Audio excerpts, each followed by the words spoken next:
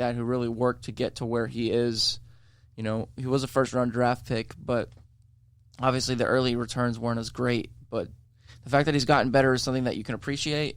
I would just like to see a better team around him to where that he is he's a playoff caliber quarterback. I mean, he's completing 71% of his passes this year. You can't really ask much else as a quarterback. He's, at this point, I would say he's not in the upper echelon, but he's at least, he's a good mid-level guy for you at this stage of his career. And you know what? To be 4-4 through 8 games after all the crap that they went through last year it really says something. And, I like the guy. I hope nothing but the best for him as a player. And, again, if you want to add anything to it, all I hope is that he just has a better team around him moving forward. But, that's really it. I mean, again, Ryan made some pretty good points. You need to, hopefully, hey, I got Adrian Peterson on my fantasy team, so maybe he's a sleeper given that their quarterback situation really isn't that great right now. We saw Dwayne Haskins didn't look good. I believe they got absolutely destroyed by Buffalo. It was like, they scored all of 9 points in that game. I mean, you can attribute that to Buffalo's defense. And Peterson, I think, was over 100 yards rushing on Sunday. But at the same time, if you're a fantasy player, yeah, he's definitely somebody you want to keep in your lineup, just considering the fact that their quarterback situation is just so up in the air right now. I believe they've already started like 3 guys at the quarterback position this year, and it's really been rough. But, I mean, Peterson, in my opinion, he's in the twilight of his career, but he may extend it another year or two given the fact that there's just the feasibility of that, of that general position on the field at quarterback for them is just so up in the air right now that he's going to have to continue to be fed the ball and do what he can. Obviously he's good with the screen passes and he's good at running up the middle, but yeah, I mean, he's just going to continue to benefit from that situation over there in Washington. What do you think about that? Oh, I agree. I mean, it's strange. As a Dolphins fan, I was kind of surprised that Dwayne Haskins wasn't drafted by them when they had the opportunity to take him. I understood that he only had really one stellar year in college. That I believe was a sophomore year at Ohio State. But they did draft Tannehill off of one great year at Texas A&M after he, was a converted wide receiver. So, well, the thing with Tannehill, though, you have to understand is that he had Mike Sherman as his head coach in college, and when you have a head coach as your player. And Tannehill's played well in the limited time this year. Obviously, he wasn't overwhelmingly great. I believe he was 330 yards passing on Sunday, and he did throw 2 interceptions. But right. With what they're getting from Mariota at this point, and you can add on to this if you want, I think you kind of just got to continue to ride Tannehill. He's really he's kind of like a Matt Moore, though. I think Matt Moore at least has been a little bit more impressive in his 2-game stint, where he's not if your quarterback goes down, Ryan Tannehill isn't the end of the world. I'd rather have him taking the snaps than I would say Mark Sanchez or a couple of years ago I wouldn't want Teddy Bridgewater being my quarterback. Tannehill's fine, he's serviceable. If we're talking fantasy football, do you want him on your team? No. As a Miami Dolphins fan and just a superstitious sports fan in general, I never really liked the fact that we would have players on our own teams on our fantasy teams because I just, the natural cynicism of being a Florida sports fan, you expect the worst and generally you get the worst. So, be smart and don't take those guys. Fantasy is what it is. It is what it is. It's unpredictable. Really? Fantasy is what it is. Yeah. If we're talking fantasy, you better, and anyone has Aaron Jones on their team, you better hope for a bounce back next week. I believe he only had 30 yards rushing last week. That was a rough loss to against LA, and a big win for them considering that they just fired Ken Wisenhunt, their offensive coordinator, and they look good. Phillip Rivers actually leads the NFL in passing yards. So, you can't necessarily blame everything on him. He's been fine. He's older, and he's still having one of the better years of his career. He's probably going to age the same way that Brady and Breeze have, where he's just going to continue to be an elite quarterback at the passing position. Hello there. Is this Anthony Wood? Hello there. How are you? All right. Well, Anthony Wood, it's a little bittersweet tonight, but glad to have you back on the program for one more time, Anthony. Welcome back to the Sports Exchange. Thanks very much. It certainly is it's a strange one tonight. That's for sure. Yeah, it's different, but obviously everybody has to go on to do other things, and I completely understand that. So, we're very grateful for everything that you've actually done, and so why not have one more opportunity to talk to you? And I'm sure we'll stay in touch even after the show, aren't we? Oh, absolutely. I'm looking forward to staying in touch in the long term. Yeah, it's a bit bittersweet, I will admit, but yeah, like you mentioned, you got to go and got to do what you got to do. Okay, I understand. Well, you go ahead and do what you got to do at least tonight on the news side, and we can do a little reminiscing for the time that we have. Go ahead. Yes, absolutely. So I'm going to start off with another very weird one, if I'm being perfectly honest. The Browns have released the safety Jermaine Whitehead. It's essentially what happened is Jermaine Whitehead sent out a series of very threatening and racist tweets following their loss last weekend. Now, these tweets were in response to criticisms from fans and even a radio host in the Cleveland area as well. And I'm not going to read these out on air because they are absolutely horrendous, but to say his anger was clear would be an understatement of the century at this point in time. It was ridiculous. He was incredibly, let's just be honest, he was out of control at this point in time. Now, the Browns came out almost immediately with a statement saying, "We immediately spoke with Jermaine upon learning of these comments. The Browns in no way condone that type of language or behavior. This matter will be further addressed internally." Now, shortly after then, they waived him without a further statement. Unsurprising, given his comments earlier that day. Also on Instagram as well, I believe his account, he apologized on Instagram, but it was a bit too late by that point in time. His Twitter account had been suspended. It's probably a good thing they suspended it when they did, because who knows what else he would have gone on to say. He'd already dug himself into a very, very big hole. His performance was somewhat lackluster, to say the least, on the day, so you can't necessarily blame the fans for criticizing him.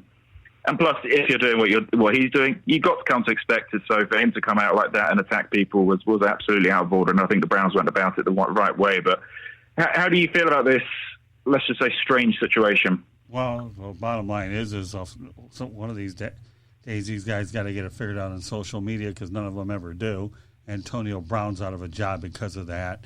This guy is, and the beat goes on and on. You know, I can understand a outspoken guy, he's frustrated with his performance, but to take it to the level that this clown did, to me, honestly, exactly, so absurd. Go ahead, Louis. I think, Scott, and let me know if you agree, Anthony, you've made mention, and I believe one of the first shows we did together, you called Freddie Kitchens a one-year wonder. Yeah.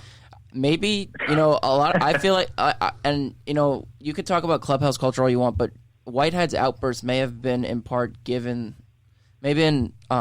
brought upon, given in part that the relationship with Kitchens and the players maybe isn't that good. He's maybe not getting through to them. So, because a good head coach can keep players in line. Obviously, we see it with Belichick and guys like Mike Tomlin and Pittsburgh.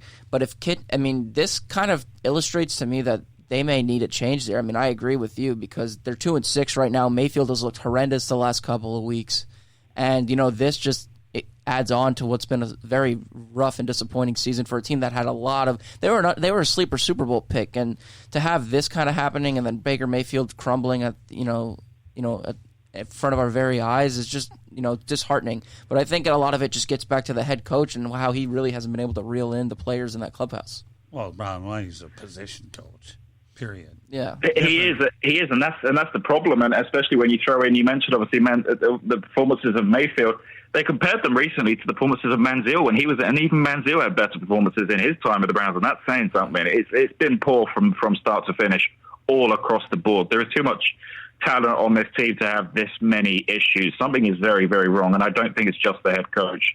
I do agree entirely. I do not think Kitchens was the right hire.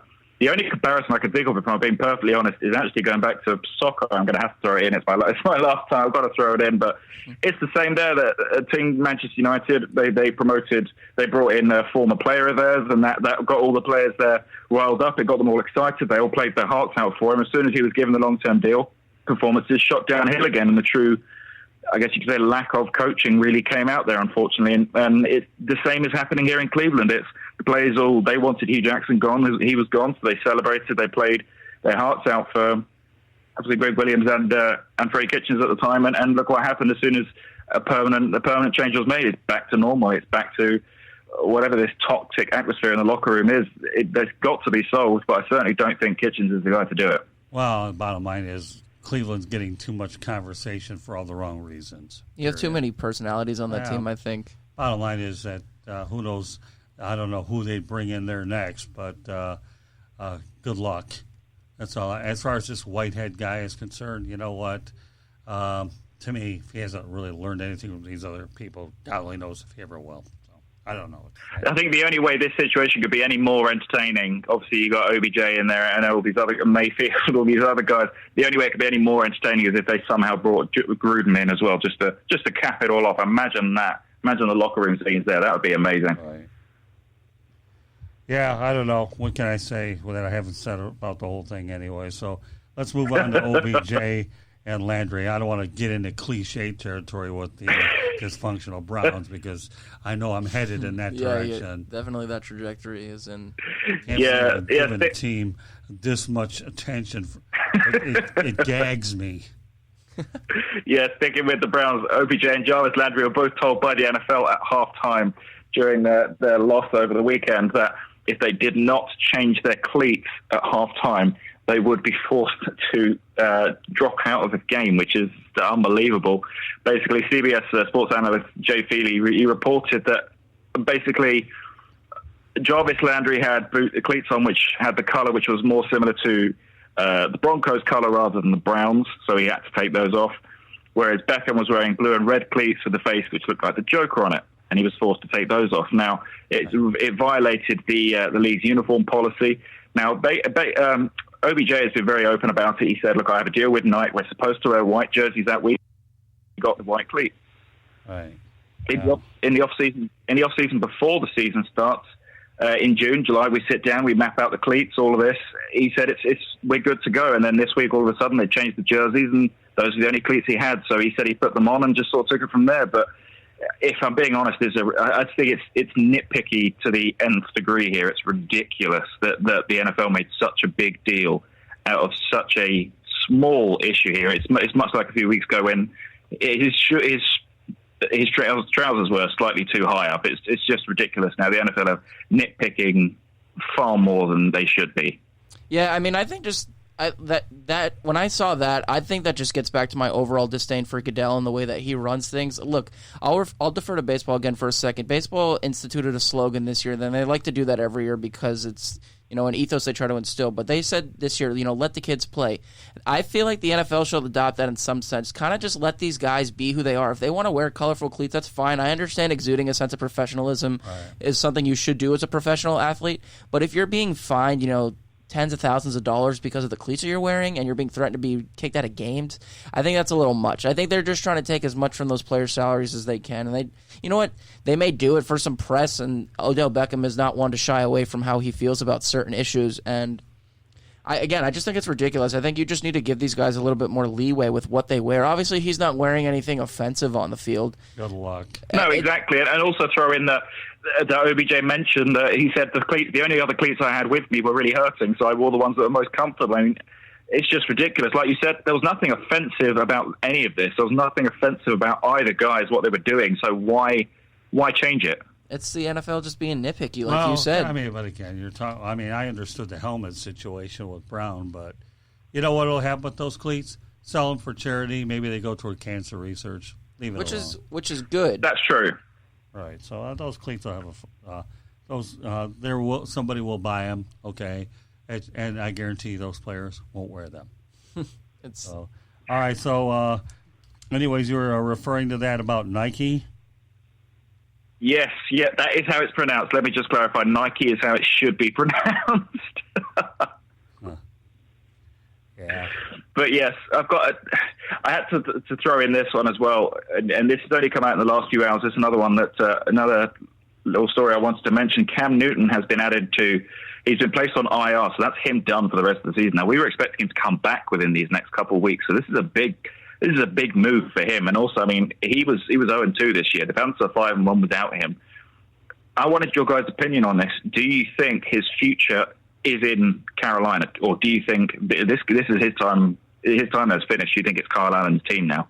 I'll let you answer that first, Scott, because I have a very hot take on this. I think that there is a strong possibility that his future is in limbo. If you can go ahead and get an inexpensive quarterback and build a lot of production, they're still going to have to replace Long with somebody else. But is Cam Newton the guy? Again, Cam Newton's durability will always be questioned anyhow. Do I think he has a lot left in the tank? Yeah, I mean, but right now when it comes to dollars and cents and efficiency, you certainly realize that the NFL these guys are on year-to-year contracts, really. I don't care how good you are. So Cam Newton will land someplace else, but it's hard to tell. The way I see it, I mean, look,